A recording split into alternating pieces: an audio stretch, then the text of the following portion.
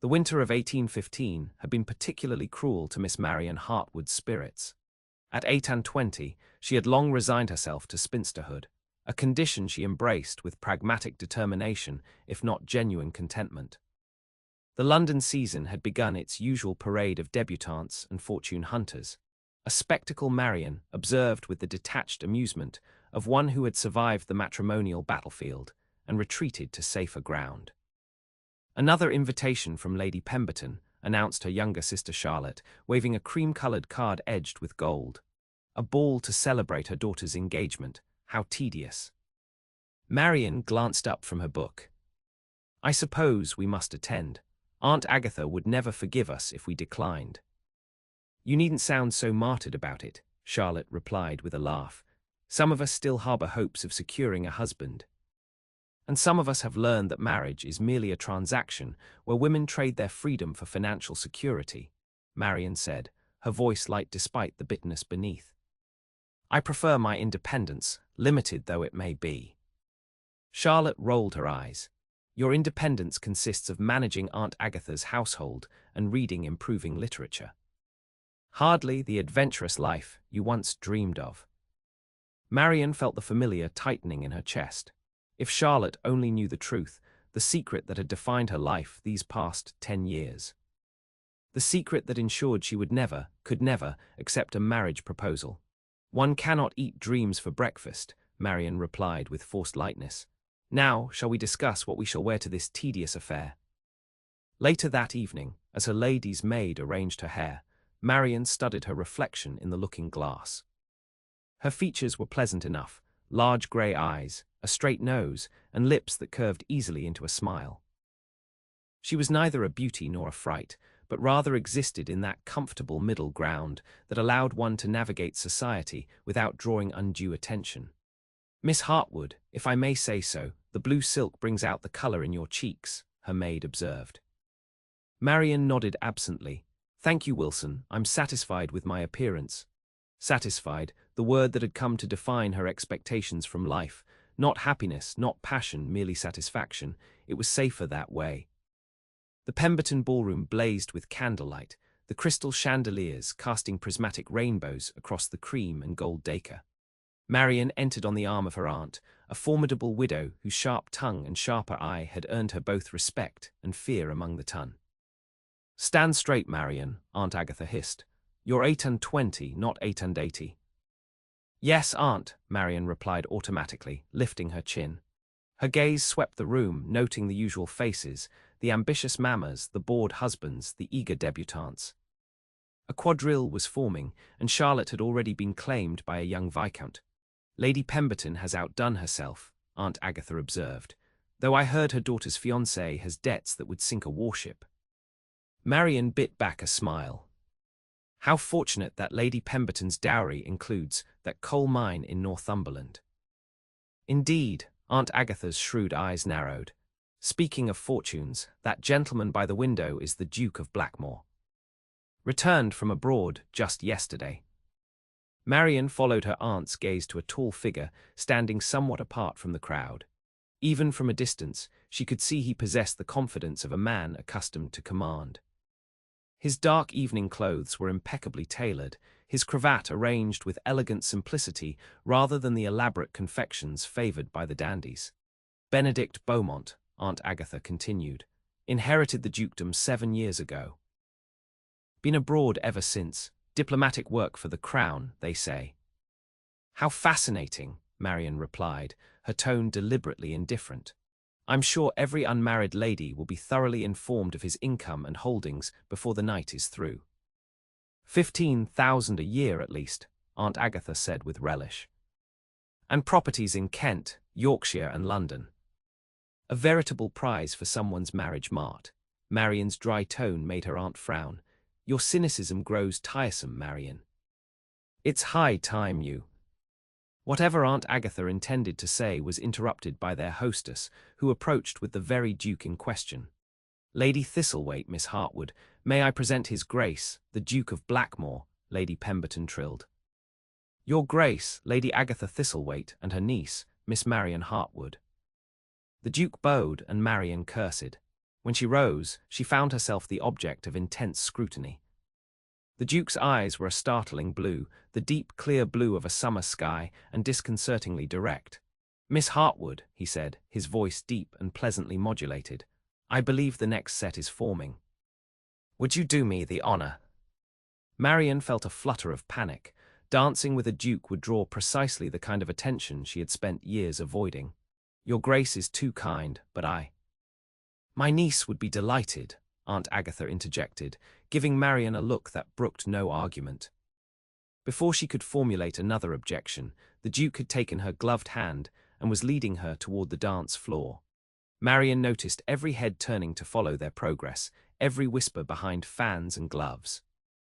"You seem reluctant, Miss Hartwood," the Duke observed as they took their places for the cotillion. "Have I offended in some manner?" "Not at all, Your Grace," Marianne replied, composing her features into a polite mask. "I'm merely surprised by your choice of partner. There are many younger ladies eager for your attention." His lips curved into a smile that transformed his austere features. "Perhaps that is precisely why I chose you. You appeared to be the only lady in the room not calculating the advantages of becoming a duchess." Marianne couldn't help but laugh. How refreshing to encounter such modesty in a duke. "Not modesty, Miss Hartwood, merely observation." The music began, and he guided her through the opening steps with graceful confidence. You were watching the room as one watches a play, interested but uninvolved. The dance separated them briefly, and Marianne used the moment to regain her composure. When they came together again, she said, "And you, Your Grace. What brings you back to England after so many years abroad?" Something flickered in his eyes, a shadow of emotion quickly masked. "Duty, always duty." "The eternal burden of the aristocracy," Marianne replied, with just enough irony to make his eyebrow rise. "You mock me, Miss Hartwood." "I would never presume, Your Grace." They were separated again by the figures of the dance, and Marianne found herself surprisingly eager for their next exchange. There was something in his direct gaze that unsettled and intrigued her. "Tell me," he said when they came together again, "what does occupy Miss Hartwood's thoughts, if not the pursuit of matrimony that seems to consume most of the ladies present?" "Books, Your Grace. Music, the management of my aunt's household. Small matters that would scarcely interest a man of your consequence. And yet they interest you. They fill my days adequately." He studied her with that unsettlingly direct gaze. Adequately. What a tepid word for a life. The comment struck too close to the carefully constructed defenses around her heart. "We cannot all lead lives of grand adventure and diplomatic intrigue," she said, more sharply than she intended. To her surprise, he laughed, a genuine sound of amusement that drew glances from nearby dancers. "Touché, Miss Hartwood. You fence with words as skillfully as any diplomat." The dance ended, and he bowed over her hand. "I thank you for an unexpectedly stimulating conversation." As he escorted her back to Aunt Agatha, Marianne felt strangely off balance, as if the floor beneath her feet had subtly shifted. It was merely a dance, she told herself firmly, nothing more. But 3 days later, when the Duke of Blackmoor presented himself at Lady Thistlewaite's townhouse with an invitation to drive in the park, Marianne realized that one dance had somehow changed everything. "I cannot imagine why His Grace would single you out," Charlotte said, as she helped Marianne select a bonnet for her drive. "Not that you aren't perfectly lovely, of course, but he could have his pick of the season's beauties." Marianne pinned the blue bonnet in place, checking her appearance in the glass. "I'm sure he's merely being polite. Perhaps he knew our father in his diplomatic days." "Perhaps he's fallen madly in love with you," Charlotte teased, adjusting a curl that had escaped. "Don't be absurd." Marianne's voice was sharper than she intended. "The Duke requires a young bride to give him airs. I'm practically on the shelf." Charlotte's expression softened. "Is it so impossible that a man might value wit and intelligence over youth and a pretty face? In my experience, men value docility and fortune above all else." Marianne gathered her gloves and reticule. "Which is precisely why I've chosen spinsterhood." "Chosen?" Charlotte looked skeptical. Mari, there's something you've never told me, isn't there, about why you've refused every offer you've received. For a moment, Marianne was tempted to confide in her sister, to share the burden she'd carried alone for so long. But the words stuck in her throat. "The Duke awaits," she said instead, forcing a smile. "Wish me an uneventful afternoon." The day was unseasonably fine for early spring, with a gentle breeze that carried the promise of warming days ahead. The Duke handled the ribbons of his curricle with the same easy confidence he brought to everything, guiding his matched greys through the crowded park with skill. "You're very quiet, Miss Hartwood," he observed after they had exchanged the usual pleasantries about the weather and mutual acquaintances. "Forgive me, Your Grace, I was admiring your horses." "Were you indeed?" Amusement colored his tone. "And here I thought you were composing polite ways to ask why I invited you to drive out with me." Marianne felt her cheeks warm. "I would never presume to question a duke's motives." "Wouldn't you?" He glanced at her, his blue eyes dancing with humor. "I rather thought you might. You don't strike me as a lady who accepts things at face value. And you, Your Grace, don't strike me as a gentleman who offers straightforward answers." He laughed, a sound that warmed her despite her determination to remain aloof. "Fair enough, let us speak plainly then. I find your company refreshing, Miss Hartwood. You don't simper or flutter or pretend fascination with my every word." "Is that so rare?" "Rarer than you might imagine, particularly for a man with a title and fortune." "How difficult it must be," Marianne said dryly, "to be pursued for your wealth and position rather than your character." "Precisely as difficult, I imagine, as being pursued for your pretty face rather than your mind," he countered. Marianne was momentarily startled by the compliment embedded in his retort. "A dilemma I've been fortunate to avoid, Your Grace." He steered the curricle onto a less crowded path. "And yet I've heard you've refused several offers. Lord Fairchild, Sir Thomas Wexley, and Mr. James Thornton, if the gossips are to be believed." Marianne stiffened. "You've made inquiries about me. I make it a point to know with whom I'm dealing." His tone was unapologetic. "You're something of a mystery, Miss Hartwood, a woman of intelligence and beauty who chooses to remain unmarried in a society where marriage is a woman's primary occupation. Perhaps I've simply never received an offer worth accepting." Perhaps he didn't sound convinced. Or perhaps there's another reason entirely. They had reached a quiet stretch of the path, shaded by budding trees. The Duke drew the horses to a halt and turned to face her fully. "Miss Hartwood, Marianne, may I speak frankly?" The use of her given name sent an unexpected thrill through her. "I believe you already are, Your Grace." "Benedict," he corrected. "And yes, frankness is something of a failing of mine. Diplomats are supposed to be masters of indirection, but I've found that honest words, sparingly used, often achieve more than elaborate deceptions." "A dangerous philosophy in London drawing rooms," Marianne observed. "Indeed," his smile faded, replaced by an expression of serious intent. "I find myself drawn to you in a way I cannot explain. There is something in your eyes, a shadow of some secret sorrow that calls to me." Marianne's heart began to race, fear mingling with an emotion she dared not name. "Your Grace." "Benedict," he repeated gently. "And please, don't deny it. I've become rather adept at reading people during my years abroad. You carry a burden, Marianne Hartwood, one that keeps you apart from others. I find myself wanting to know what it is." "We are barely acquainted," Marianne managed, her voice faint even to her own ears. "Such confidences would be most improper." "Then let us become better acquainted." He took her gloved hand in his. "I'm hosting a small gathering at Blackmoor House tomorrow evening.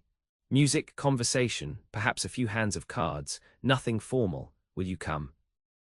Every instinct warned Marianne to refuse, to retreat to the safety of her carefully constructed life. Yet something in his steady gaze made her hesitate, made her wonder what it might be like to share her burden after so many years of solitary endurance. "I'll consider it," she said finally. His smile returned, warming his features. "That's all I ask." As they continued their drive, exchanging observations about the passing scene, Marianne felt that same sensation of shifting ground beneath her feet. The Duke, Benedict, was dangerous precisely because he saw too much, sensed too clearly the carefully hidden chambers of her heart. "I cannot attend this gathering," Marianne told Aunt Agatha that evening. "It wouldn't be proper without you as chaperone, and your gout prevents you from climbing stairs." "Nonsense," her aunt replied, adjusting the cushion beneath her swollen foot. "Charlotte will accompany you. And Lady Pemberton will be there with her daughter. The Duke's sister is hostess, I understand, everything perfectly proper." "But—" "Marianne," Aunt Agatha's voice softened, "for 10 years I've watched you retreat from life, declining every opportunity for happiness. I've never pressed you about your reasons, though I have my suspicions." Marianne froze. "What do you mean?" "I mean that whatever happened during that summer at Hartwood Manor, when you were 18, has shaped every decision you've made since. And perhaps it's time to let the past remain in the past." Tears strung Marianne's eyes. "Some things cannot be forgotten or forgiven, Aunt." "Perhaps not, but they needn't define your entire existence." Aunt Agatha patted her hand. "The Duke sees something in you, my dear. Something beyond the carefully composed spinster you present to the world. Would it be so terrible to let someone know the real Marianne again?" The next evening found Marianne and Charlotte ascending the steps of Blackmoor House, a magnificent Portland stone mansion on Berkeley Square. The Duke greeted them personally, his eyes lighting with pleasure when they fell on Marianne. "Miss Hartwood, Miss Charlotte, welcome to my home." Marianne cursed, acutely aware of her rapidly beating heart. "Your Grace, thank you for including us in your gathering." "The pleasure is entirely mine, I assure you." He offered his arm. "Allow me to introduce you to my sister, Lady Elena, who acts as my hostess." Lady Elena Beaumont proved to be a striking woman of perhaps 35, with the same vivid blue eyes as her brother and an air of serene confidence. "Miss Hartwood," she said warmly, taking Marianne's hands in hers, "Benedict has spoken of you most intriguingly. I insist you sit by me during the musical portion of our evening." The gathering was indeed small and informal by ton standards, perhaps 20 guests in all, seated in the Duke's elegantly appointed music room. A renowned pianist performed Beethoven's Moonlight Sonata, the haunting notes filling the room with melancholy beauty. Marianne found herself seated between Lady Elena and an elderly viscountess whose occasional commentary on the performance provided welcome distraction from her awareness of the Duke, seated directly across from her.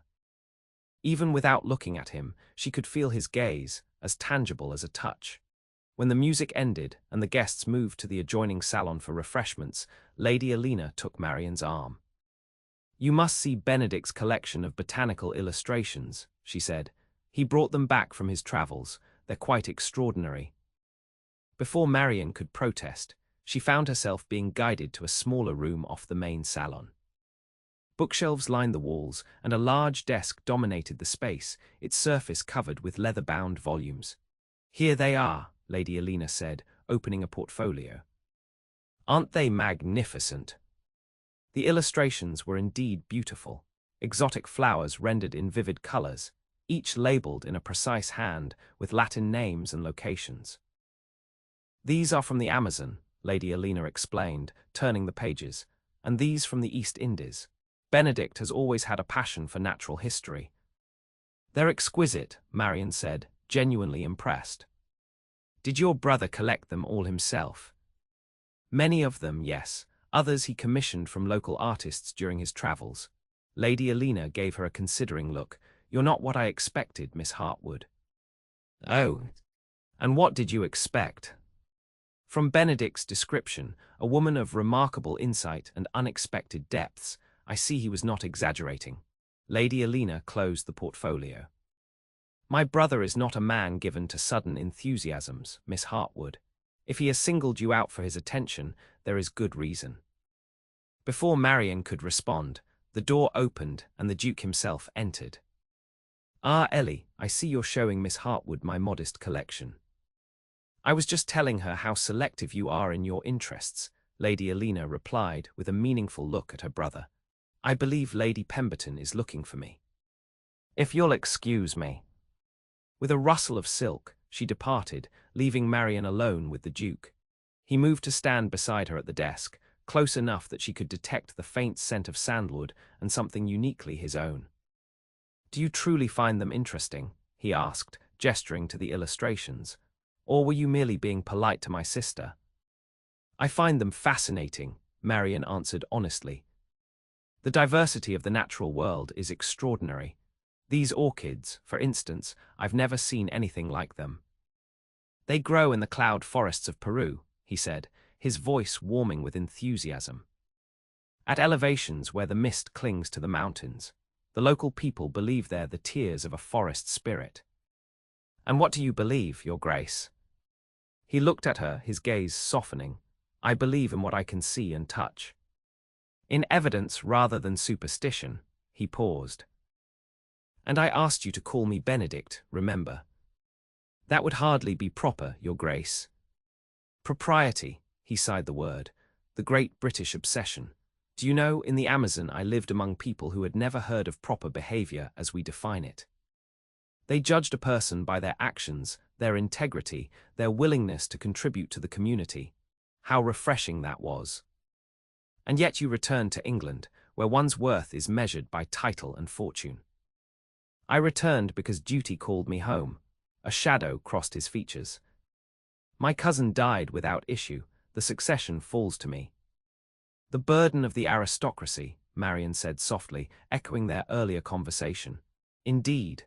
He reached out, his fingers lightly touching one of the orchid illustrations. "I sometimes think I left the best part of myself in those distant places." The vulnerability in his admission touched something deep within Marianne. "I think not, Your Grace. You seem very much yourself, wherever you are." He looked at her then, really looked at her, with an intensity that made her breath catch. "How do you know that, Marianne Hartwood, when you've known me such a brief time?" "Perhaps I recognize a kindred spirit," she said, the words escaping before she could consider their wisdom. "Someone who observes the world from a slight distance."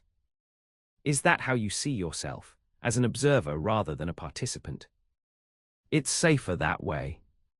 "Safer," he echoed the word thoughtfully. "But is it fulfilling?" Before she could answer, the door opened again, this time admitting Charlotte, whose cheeks were flushed with excitement. "Mari, you'll never guess. Lady Alina has invited us to Blackmoor Court for the house party next week. Lady Thistlethwaite has already accepted for us. Isn't it wonderful?" Marianne felt a surge of panic. A dance, a drive in the park, an evening gathering, these she could manage.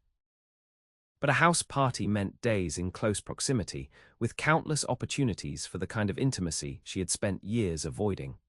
"I'm not sure Aunt Agatha is well enough to travel," she began. "Oh, she's not coming," Charlotte said cheerfully. "Her gout, you know, but she insists we must go. Half the ton will be there." The Duke's expression was unreadable. "I hope you'll reconsider any objections, Miss Hartwood. My sister has planned a variety of entertainments. It would be a shame for you to miss them." Trapped between Charlotte's eager anticipation and the Duke's steady gaze, Marianne found herself nodding. "Of course. It's most kind of Lady Alina to include us." Later that night, as Wilson brushed her hair, Marianne stared at her reflection, wondering at the woman who looked back at her.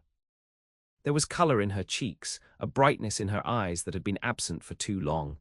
"This is madness," she whispered to herself. "He can never know, no one can ever know." But as she closed her eyes in sleep, it was the Duke's face she saw, his perceptive gaze seeing through her carefully constructed facade to the woman beneath, the woman she had once been, before that fateful summer had changed everything. Blackmoor Court, the Duke's principal seat in Kent, was everything an ancestral home should be. A harmonious blend of Elizabethan grandeur and Georgian refinements, set amid rolling parkland dotted with ancient oaks. Marianne's first glimpse of it from the carriage window made her catch her breath. "It's like something from a novel," Charlotte whispered beside her. Marianne silently agreed. The honey-coloured stone glowed in the afternoon sunlight, the mullioned windows reflecting the sky. It was beautiful and utterly intimidating. Lady Alina welcomed them in the grand entrance hall, its stone floor covered with priceless oriental carpets, its walls hung with ancestral portraits. "You're in the blue suite, Miss Hartwood," she informed Marianne. and Miss Charlotte in the adjoining rose room. I've put you in the east wing, where the morning light is particularly lovely." "You're too kind, Lady Alina," Marianne replied. "Not at all. Benedict specifically requested you be given rooms with a view of the gardens. He thought you might appreciate them." This casual revelation, that the Duke had considered her preferences, had thought of her comfort, sent an unexpected warmth through Marianne's chest. It was a dangerous feeling, this growing awareness of him not just as a duke, but as a man who noticed things, who paid attention. The blue suite proved to be a set of elegantly appointed rooms decorated in shades of azure and cream. French doors opened onto a small private balcony overlooking the formal gardens, where late daffodils nodded in the breeze. "Oh, miss," Wilson exclaimed as she unpacked Marianne's gowns, "what a grand house. And to think a duke takes such interest in you. It's like a fairy tale."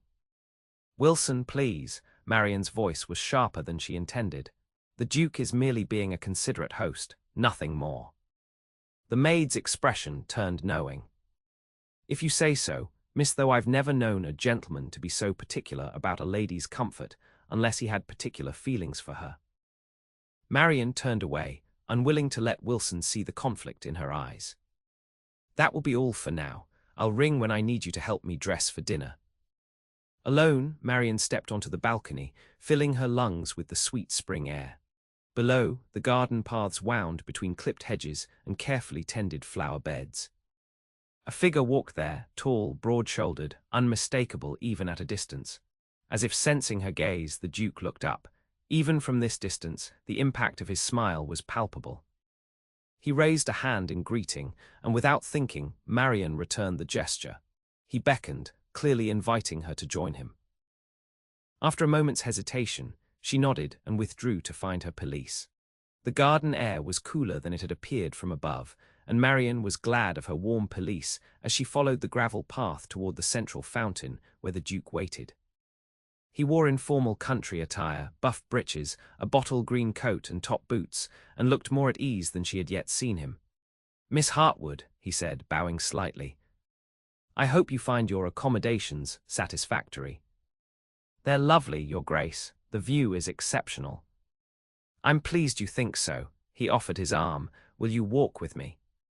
There's something in the West Garden I'd like to show you." The warmth of his arm beneath her gloved hand was distracting.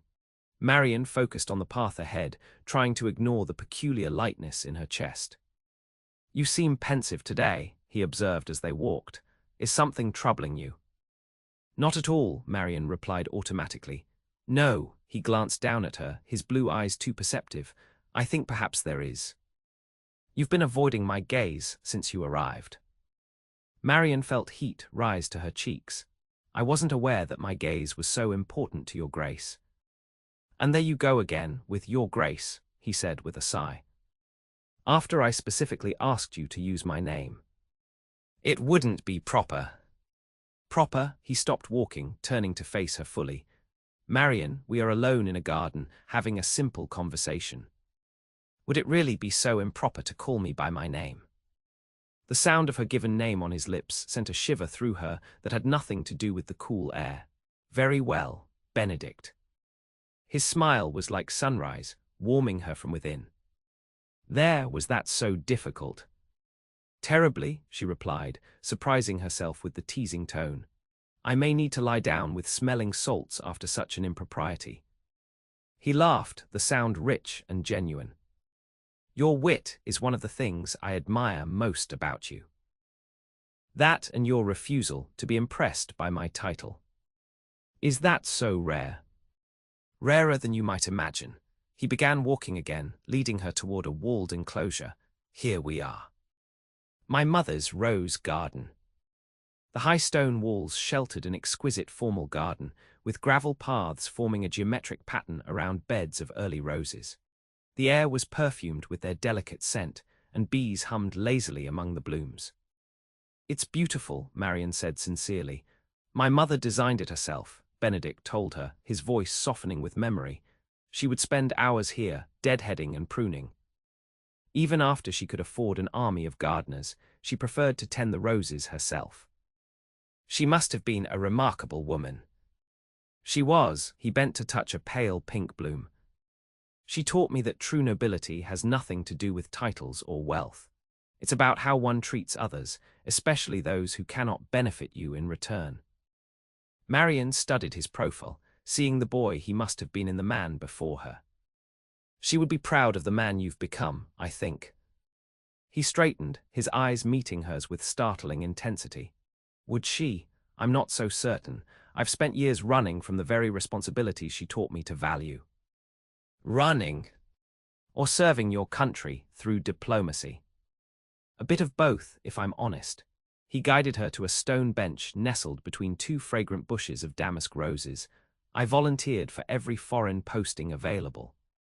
Anything to avoid coming home to an empty title and emptier halls.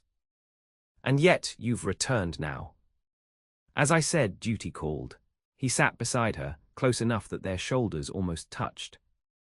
My cousin's death made it clear I could postpone the inevitable no longer. The inevitable being marriage and heirs, Marianne said, unable to keep a note of bitterness from her voice. He looked at her sharply. Yes, the dukedom must continue. But that's not why I'm here with you, Marianne. Her heart beat faster. Oh. No, I'm here with you because you intrigue me, you challenge me, you see me as a man, not a title. He took her gloved hand in his. And because when I'm with you, I feel as though I've finally come home. The words hung between them, heavy with meaning. Marianne knew she should withdraw her hand, make some light remark to defuse the moment. Instead, she sat frozen, caught between longing and fear. You're afraid, he said softly, reading her expression. Not of me, I think, but of something else entirely. Will you not tell me what it is? For one mad moment, Marianne almost did. The secret that had defined her adult life trembled on her lips, seeking release after 10 years of careful silence. But the habit of concealment was too deeply ingrained. We should return to the house, she said instead, gently withdrawing her hand. The other guests will be arriving soon. Something like disappointment flickered in his eyes, but he nodded and rose, offering his arm once more. Of course, but Marianne. Yes. Whatever burden you carry, know that it doesn't diminish you in my eyes. Quite the contrary. They walked back in silence, each lost in thought. At the garden door he paused. One more thing, Miss Hartwood. She noted his return to formality with a pang. Yes, Your Grace. The first dance at tomorrow's ball, will you save it for me? Despite everything, Marianne found herself smiling. Of course, Your Grace.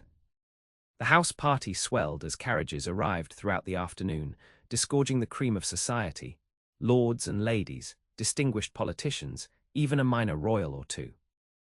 Marianne observed the arrivals from her balcony, grateful for the temporary solitude, as she tried to make sense of her conflicting emotions.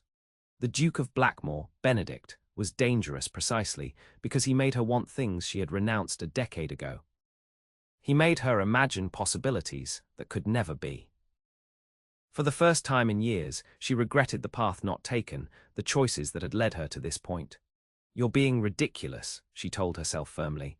Even if there were no impediments, a duke does not marry a spinster of modest means and questionable family connections.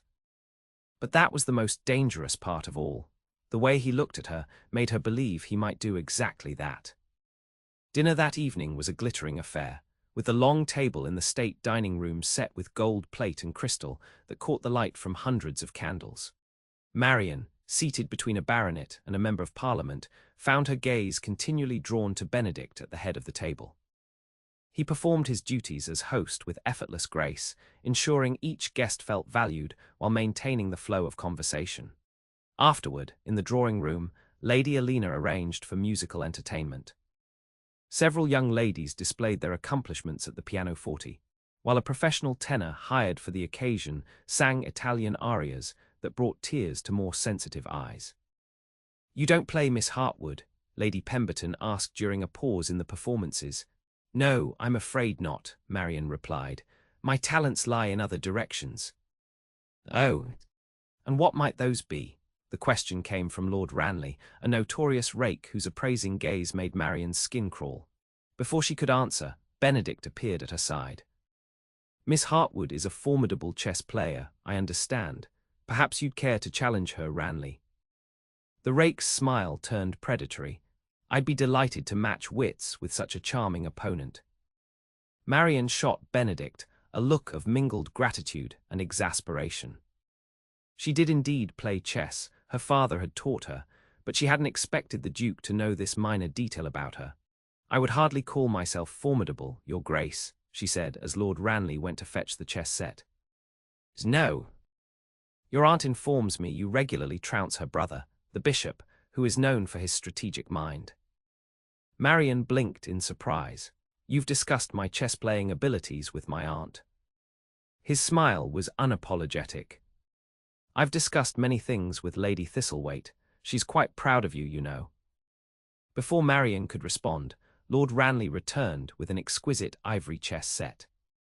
Shall we, Miss Hartwood? The match that followed drew a small crowd of observers. Lord Ranley played aggressively, clearly expecting a swift victory over his female opponent. His surprise when Marianne countered his every move with calm deliberation was evident in his increasingly furrowed brow. Check, Marianne said quietly, moving her knight into position. Lord Ranley studied the board with disbelief. I appear to have underestimated you, Miss Hartwood. A common error when facing female opponents, my lord. A ripple of appreciative laughter went through the onlookers. Lord Ranley's expression darkened momentarily before he forced a smile. Indeed, a mistake I shan't repeat. 3 moves later, Marianne said, checkmate. The crowd's reaction was immediate, murmurs of surprise, a smattering of applause, and from Benedict, a look of undisguised admiration that warmed her more than any victory. Lord Ranley rose with a bow that was just short of mocking. My congratulations, Miss Hartwood, a most unexpected outcome. Thank you, my lord. Marianne's smile was serene. Perhaps we shall have a rematch someday. As the evening drew to a close and guests began to retire, Marianne found herself once more in Benedict's company as he escorted her to the foot of the grand staircase. You were magnificent, he said quietly. Ranley is considered one of the best chess players in London. My father taught me that in chess, as in life, one must think several moves ahead, Marianne replied. Though I confess, I've rarely had the opportunity to test my skills against such accomplished opponents. Then you must play with me tomorrow, Benedict said, after our dance. The reminder of the promised dance sent a flutter through Marianne's stomach. I look forward to it, Your Grace. He took her hand, raising it to his lips in a gesture that was perfectly proper, yet somehow intimate. Sleep well, Marianne. She watched him walk away, his tall figure commanding even in retreat. Only when he had disappeared down the corridor did she allow herself to acknowledge the truth that had been growing within her heart. She was falling in love with the Duke of Blackmoor, and that was the most dangerous development of all. The night of the ball arrived, and Blackmoor Court blazed with light. Carriages lined the drive, depositing guests from miles around. The local gentry mingled with the London visitors, creating a glittering assembly that filled the ballroom to capacity.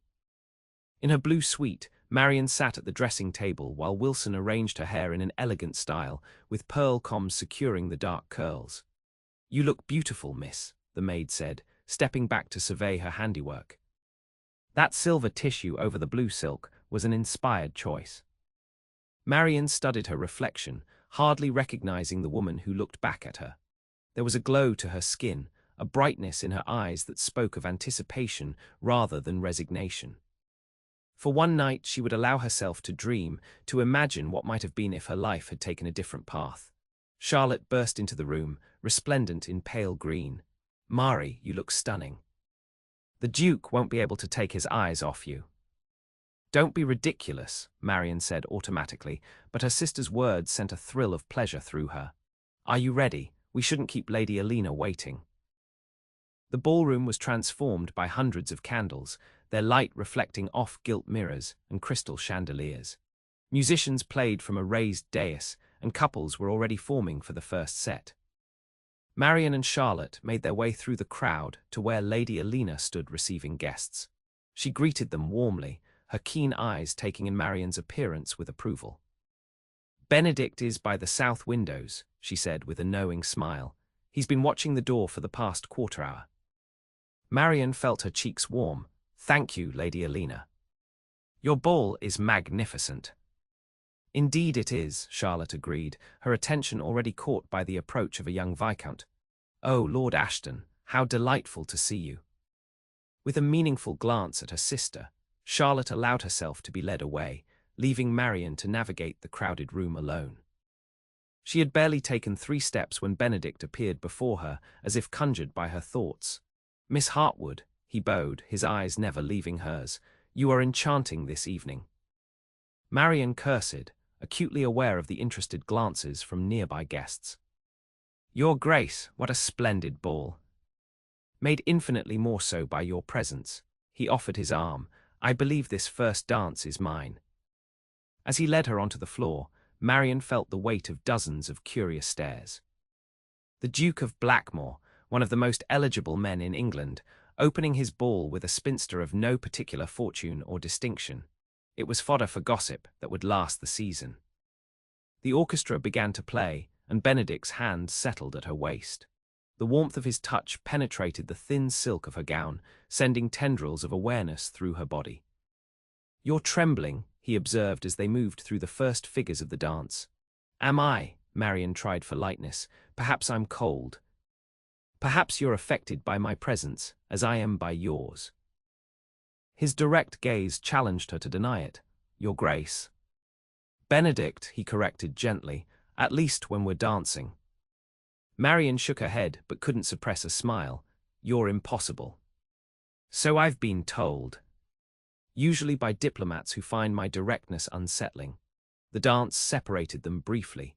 When they came together again, he said, I've been thinking about our conversation in the rose garden. Marianne's heart skipped a beat. Oh, yes, about what you fear, and I believe I've identified it. Have you indeed? Marianne kept her tone light, though panic fluttered in her chest. Pray enlighten me.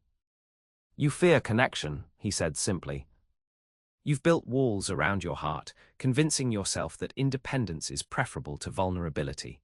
But in doing so, you've denied yourself the very thing that makes life worth living. His words struck too close to the truth. Marianne missed a step, recovered quickly. And what might that be, Your Grace? Love, Marianne. The courage to let someone see your true self, with all its flaws and glories. The music ended before she could formulate a response. As they stood facing each other, the room seemed to fade away, leaving only the two of them in a bubble of suspended time. I believe you promised me a game of chess, Benedict said, breaking the spell. So I did. Marianne took his offered arm, grateful for the diversion, though I warn you I play to win. I would expect nothing less. He led her to a small alcove off the main ballroom, where tables had been set up for cards and other diversions. A magnificent chess set of carved ebony and ivory waited on a table near the window, somewhat removed from the other gaming tables. You planned this, Marianne observed as they took their seats. I did, Benedict began arranging the pieces. I find chess reveals a great deal about a person's character, how they think, how they strategize, whether they're willing to sacrifice for a greater goal. And what will my play reveal about me, do you think? His smile was enigmatic. We shall see. The game began, each making careful, considered moves. Benedict played well, aggressively but not recklessly, with a strategic mind that anticipated her countermoves. Marianne found herself fully engaged, enjoying the intellectual challenge in a way she had not for years. Check, she said, advancing her bishop. Benedict studied the board. A bold move, Miss Hartwood. But perhaps premature. He shifted his knight, blocking her attack while simultaneously threatening her queen. Marianne bit her lip, reconsidering her strategy. You're quite good, she admitted, moving her queen to safety. I had an excellent teacher, a Portuguese count who claimed to have learned from the great Philidor himself. Benedict captured one of her pawns. Your move. As they played, Marianne became aware of a subtle shift in the atmosphere between them. Each move, each captured piece, felt charged with meaning beyond the game itself. When their fingers brushed as she took his bishop, the contact sent a jolt of awareness through her. You're distracting me, she accused, trying to focus on the board. Am I? His voice was innocence itself, but his eyes held a knowing gleam. Perhaps you're distracting yourself. 10 moves later, Marianne saw the inevitable conclusion. Checkmate in 3 moves, she said. Benedict surveyed the board, then raised his gaze to hers. Unless I sacrifice my queen. Even then, it's only a delay. Some sacrifices are worth making, even in a lost cause. He moved his queen directly into the path of her rook. Your move, Marianne. She captured his queen, understanding they were no longer talking about chess. Check. He moved his king, she advanced her knight. Checkmate. Benedict tipped over his king, in acknowledgement of defeat. Well played, Miss Hartwood. Thank you, Your Grace. He leaned forward, his voice dropping so only she could hear. Would you care to walk in the conservatory? It's rather warm in here. The invitation was transparent. The conservatory would be far less crowded than the ballroom, offering a degree of privacy that propriety would barely allow. Marianne knew she should refuse. Instead, she found herself nodding. For just a few moments, perhaps. The conservatory was a marvel of glass and ironwork, filled with exotic plants from Benedict's travels. Cleverly placed oil lamps created pools of golden light amid the greenery, while leaving shadowed areas for private conversations. A few other couples strolled among the palms and flowering vines, but the space was large enough to afford a sense of solitude. My mother began this collection, Benedict said, as they walked slowly along a path bordered by ferns. The orchids are my contribution. Marianne paused to admire a spray of delicate white blooms. They're exquisite. Like their admirer, Benedict's hand came to rest beside hers on the stone planter, their fingers nearly touching. Marianne, there's something I must say to you. Her pulse quickened. Your Grace. No. No more, Your Grace. Not now. His voice was low, intense. I've traveled the world, Marianne. I've seen wonders and horrors in equal measure. I've dined with kings and slept on jungle floors. But nowhere, in all my wanderings, have I found anyone who affects me as you do. Marianne couldn't look at him, couldn't bear to see the sincerity in his eyes. You barely know me. I know enough. He took her hand, turning her to face him. I know you're intelligent, perceptive, kind. I know you hide your true self behind a facade of cool detachment. And I know, beyond any doubt, that I am falling in love with you. The words hung between them, impossible to ignore or retract. Marianne felt tears sting her eyes. You can't, she whispered. Why not? Because I'm not what you think, not who you think. Benedict's fingers gently lifted her chin, forcing her to meet his gaze. Then tell me who you are, Marianne. Tell me the truth you've been hiding. For a moment, she almost did. The secret that had shaped her life for a decade trembled on her lips, seeking release. But the habit of silence was too deeply ingrained, the fear too profound. I can't, she said, her voice breaking. Please don't ask me to. Something like pain flickered in his eyes, but he didn't release her hand. Whatever it is, Marianne, it cannot change how I feel. You can't know that. I can. I do. His thumb traced circles on her palm, a soothing gesture that only heightened her awareness of him. But I won't press you further tonight. Just know that when you're ready to tell me, I will listen without judgment. A rustling of silk announced the approach of other guests. Benedict stepped back slightly, though he kept hold of Marianne's hand. There you are, Your Grace, Lady Pemberton's voice carried through the conservatory. Everyone is looking for you. The supper dance is about to begin. Thank you, Lady Pemberton. I'll be there directly. Benedict's tone was polite but dismissive. The older woman's gaze shifted to Marianne, her eyes narrowing slightly before a practiced smile appeared. Miss Hartwood, I believe your sister was asking for you earlier. Thank you, my lady. I'll find her at once. Lady Pemberton departed with a swish of expensive silk, but the moment had been broken. Marianne gently withdrew her hand from Benedict's. We should return to the ballroom, she said, her voice steadier than she felt. People will talk. Let them, but he offered his arm with a sigh. Very well. But this conversation isn't finished, Marianne.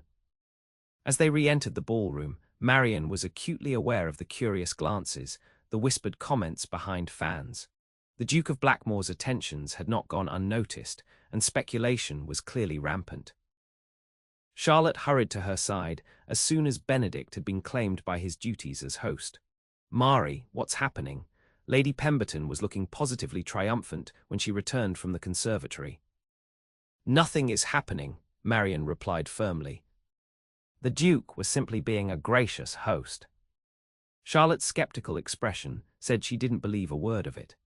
A gracious host doesn't spend half an hour playing chess with one guest, then escort her to a secluded conservatory. "People are talking, Mari. Let them talk, there's nothing to tell." "Isn't there?" Charlotte's voice softened. "I've never seen you look at anyone the way you look at him, and he can hardly take his eyes off you." Marianne felt her carefully constructed composure begin to crack. "Charlotte, please, even if there were feelings, it could never come to anything." "Why not? He's clearly interested, and you're not indifferent. Is it because he's a duke? Because I don't think he cares about that." "It's not that." Marianne glanced around, ensuring they weren't overheard. "There are things you don't know, things I can't explain." "Then explain them to him," Charlotte said simply. "If he cares for you as much as I think he does, he'll understand." The rest of the ball passed in a blur of dances and conversations, though Marianne was aware of Benedict's gaze following her throughout the evening. She avoided being alone with him again, pleading fatigue when he approached for another dance. When at last she reached the sanctuary of her room, Marianne dismissed Wilson and stood by the window, looking out at the moonlit gardens. The Duke's words echoed in her mind, "Whatever it is, it cannot change how I feel." But he was wrong. If he knew the truth, the full, unvarnished truth of what had happened that summer at Hartwood Manor, he would withdraw his affection as surely as the tide retreats from shore. For the first time in years, Marianne allowed herself to remember that fateful summer in detail. She had been 18, freshly returned from school, full of dreams and romantic notions. Lord Carrington, a neighbour and friend of her father's, had a son, Robert, who was home from his grand tour. Handsome, charming, and 24, he had seemed the epitome of everything Marianne had read about in novels. Their courtship had been conducted in secret, stolen moments in the garden, notes passed through a sympathetic maid, whispered promises beneath the stars. When Robert proposed, Marianne accepted without hesitation, certain that their love would overcome all obstacles. But Lord Carrington had other plans for his heir. When he discovered their engagement, his rage had been terrible to behold. He had threatened to disown Robert, to cut him off without a penny. And Robert, faced with the choice between love and fortune, had chosen the latter. That would have been painful enough, a common tale of love sacrificed on the altar of ambition, but what followed had been far worse.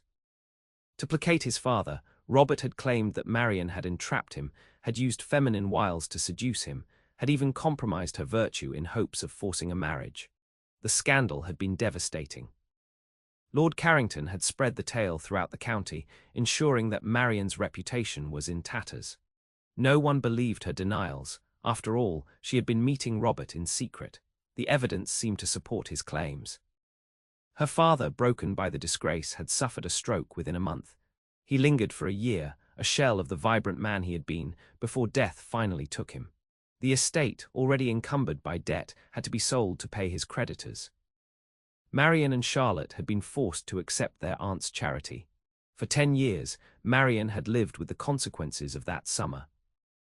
She had rebuilt her life, had constructed a persona that allowed her to navigate society without inviting further scandal. The spinster Miss Hartwood, with her books and her chess and her quiet ways, was safe in a way that the passionate girl of 18 had not been. And now Benedict threatened to unravel it all. His interest had already revived the old whispers, had made people look at her with speculative eyes. If the truth came out, if the ton learned that the Duke of Blackmoor was enamored with a woman once accused of seduction and entrapment, the scandal would destroy them both. "I can't let that happen," Marianne whispered to the knight. "I won't ruin him as I ruined my father." Decision made, she rang for Wilson. "Please pack my things. We're returning to London tomorrow." The maid's eyes widened. "But miss, the house party isn't scheduled to end for 3 more days." I know, but I've received an urgent letter from Aunt Agatha. The lie came easily, born of desperation. Her gout has worsened. She requires our presence. Yes, miss, I'll begin at once. As Wilson bustled about, gathering her belongings, Marian sat at the writing desk to pen 2 notes. The first, to Lady Alina, expressed her regret at the sudden departure and offered appropriate thanks for the hospitality. The second, to Benedict, was far more difficult. After several false starts, she wrote simply, Your Grace. Forgive my abrupt departure. I find I cannot give you what you seek. The barrier between us is insurmountable, not because of your rank or my circumstances, but because of who I am. Please do not attempt to follow or to change my mind. Some secrets are best left buried. With sincere regard. Marianne Hartwood. She sealed both notes, then called for a footman to deliver Lady Alina's immediately. Benedict's, she instructed, was to be delivered after her departure in the morning. Sleep eluded her that night. As she watched dawn break over the gardens, Marian wondered if she was making the right choice. But the alternative, to open her heart, only to see revulsion replace affection in Benedict's eyes, was unthinkable. By 8 o'clock, she and Charlotte were in the carriage, heading back to London. Charlotte, still half asleep and confused by the sudden departure, had accepted the story about Aunt Agatha's worsened condition without much question. Though it's a terrible shame to miss the archery competition, she murmured, snuggling into the carriage cushions. Lord Ashton was to partner me. Marian said nothing, her gaze fixed on the passing landscape. With each mile that carried them away from Blackmoor Court, she felt a piece of her heart being left behind. They had been travelling for perhaps an hour when the sound of approaching hoofbeats made Marian look up in alarm. A rider was gaining on their carriage, his horse at a gallop. "Postboy, stop!" The command, in a voice she recognized instantly, sent a jolt of panic through Marian. The carriage came to a halt.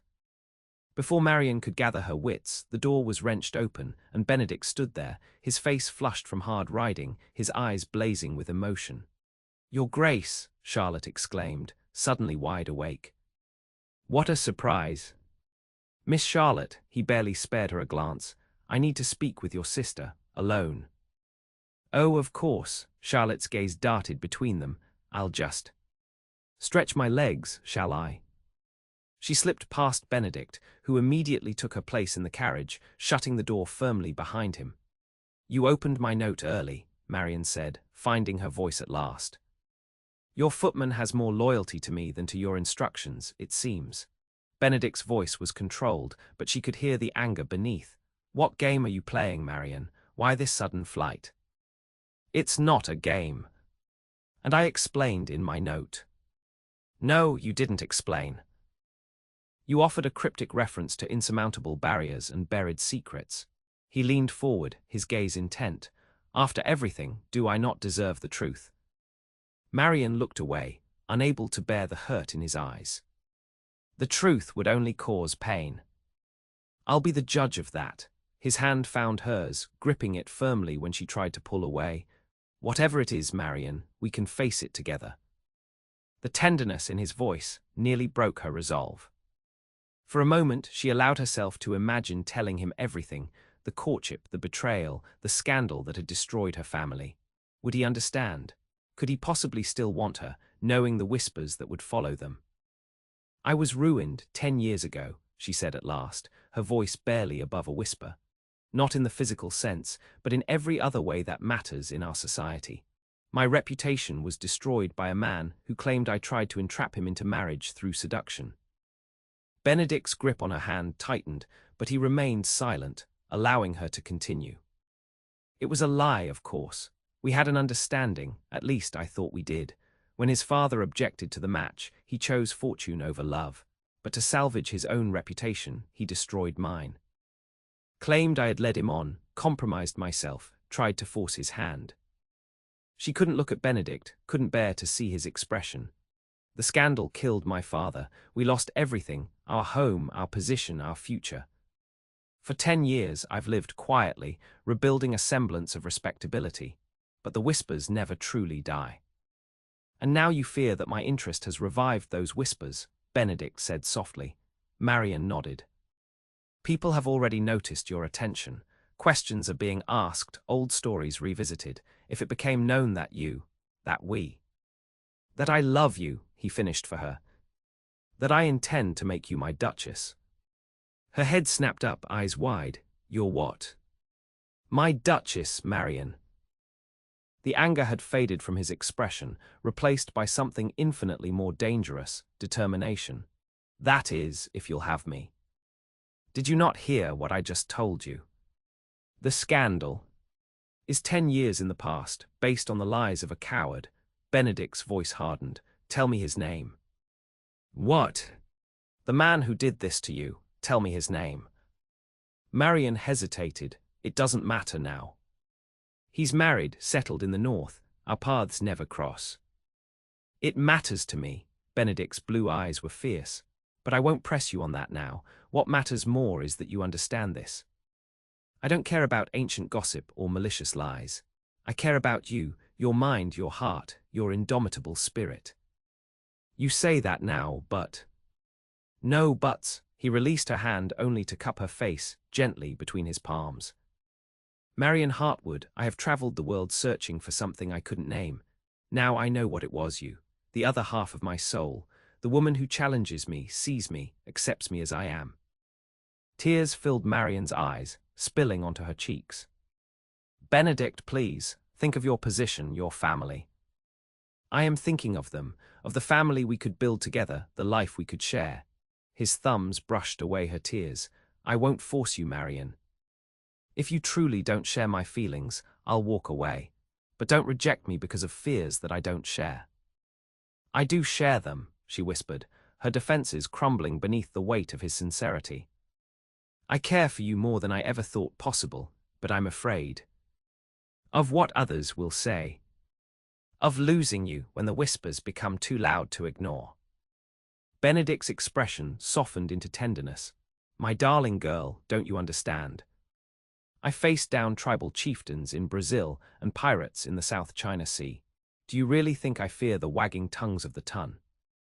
A reluctant smile tugged at Marianne's lips. When you put it that way.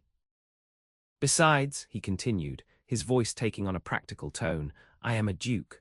My word carries weight. My approval confers respectability. If I choose you as my duchess, society will either accept you or find themselves unwelcome in my home and my circle. It's not that simple. It can be if we make it so. He took her hands in his again. Marianne, I'm not asking you to decide this moment. Come back to Blackmoor Court. Give us time to know each other better. If after a proper courtship you still believe we cannot overcome these obstacles, I will accept your decision. Marianne looked into his eyes, so blue, so earnest, so full of hope, and felt her resolve weakening. What about Charlotte and Aunt Agatha's gout? Your sister is currently being escorted back to the house by my groom. As for your aunt, his lips twitched. I took the liberty of sending an express to Lady Thistlethwaite last night. She assures me her gout is no worse than usual, and suggests you might find more worthy excuses in the future. You're incorrigible, Marianne said, torn between exasperation and laughter. I prefer to think of myself as determined. His smile faded into seriousness. Will you come back, Marianne? Will you give us a chance? For 10 years, Marianne had lived in the shadow of that long-ago scandal, letting it define her choices and limit her dreams. Now, looking into Benedict's eyes, she saw the possibility of a different future, one where the past lost its power, where love healed old wounds and created new joy. Yes, she said simply. I'll come back. His smile was like sunrise breaking through clouds. Thank God, I was prepared to be considerably more persuasive. Were you indeed? Marianne found herself smiling in return, a weight lifting from her heart. And what would that have entailed? I had considered abduction, though my diplomatic training suggests negotiation is usually more effective. He raised her hand to his lips. I am very, very glad you chose to be reasonable, Miss Hartwood. 3 weeks later, Marianne stood in the rose garden at Blackmoor Court, watching the sunset paint the stone walls with golden light. The past weeks had been a revelation, a time of deepening understanding, of shared confidences, of dreams cautiously voiced and joyfully received. Benedict had been true to his word, conducting a proper courtship that respected her need for time and reassurance. Each day had brought new discoveries about him, his passion for natural history, his dry wit, his deep sense of responsibility toward his tenants and dependents. And each day, her love for him had grown stronger, more certain. The sound of footsteps on the gravel path made her turn. Benedict approached, his smile warming as it always did when he saw her. "There you are. Elena was looking for you." Something about the dinner seating arrangements. "I needed a moment of quiet," Marianne explained. "The house is rather overrun with wedding preparations." His hand found hers, their fingers intertwining with familiar ease. "Second thoughts, Miss Hartwood." "Not about marrying you," she assured him. "Merely about the scale of the celebration. I would have been content with a quiet ceremony." "I know. But Elena is determined that the future Duchess of Blackmoor should begin her reign with suitable pomp." He tugged her gently toward a bench. "Besides, there's a certain strategic value in ensuring that all of society witnesses our union. No room for whispers or doubts." Marianne nodded, understanding his reasoning. In the weeks since their engagement had been announced, there had been some raised eyebrows, some revived gossip. But Benedict had been implacable in his support, making it clear that anyone who questioned his choice would find themselves unwelcome in his circle. "Have I told you today how much I love you?" he asked, his voice softening as he drew her close. "You mentioned it this morning, I believe, and again after luncheon." Marianne's teasing tone couldn't disguise the happiness that bubbled through her, but I wouldn't object to hearing it again. "I love you, Marianne Hartwood." He brushed a curl from her cheek. "Soon to be Marianne Beaumont, Duchess of Blackmoor. I love your mind, your heart, your courage." "And I love you, Benedict Beaumont." The words, once so difficult to speak, now came easily. "For seeing me when I was determined to remain invisible. For believing in me when I had lost belief in myself." "Always," he promised, his lips meeting hers in a kiss that still had the power to make her heart race and her mind dizzy with joy. When they broke apart, Marianne rested her head against his shoulder, content in a way she had never imagined possible. The past would always be part of her, but it no longer defined her future. That future bright with promise, rich with love, stretched before them waiting to be written together. "Come," Benedict said at last, rising and offering his hand. "Let's go face Elena's seating charts." Together. Marianne placed her hand in his, feeling the strength and warmth of his grip. One dance with a duke had indeed changed everything forever, but the greatest change had been within herself, from a woman afraid to love to one who embraced it with her whole heart. As they walked back toward the house, hand in hand in the fading light, Marianne knew with absolute certainty that she had found her true home at last.